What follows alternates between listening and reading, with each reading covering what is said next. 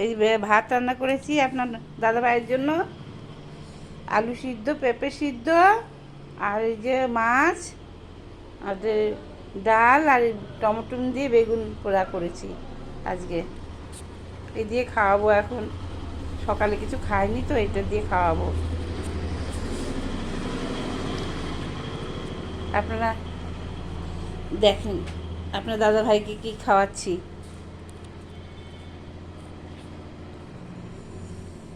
ডাল, মটরের ডাল দিয়ে বেগুন দিয়ে করেছি, আর হলো বেগুন পোড়া করেছি, আলু ভাতে, পেঁপে ভাতে দিয়েছি, আর হলো মাছ, ভাঙন মাছ ভেজে দিয়েছি।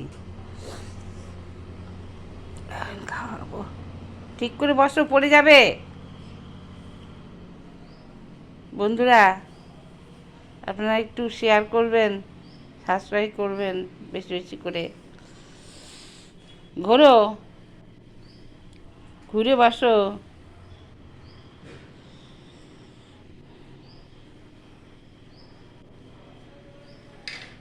ঘোরো।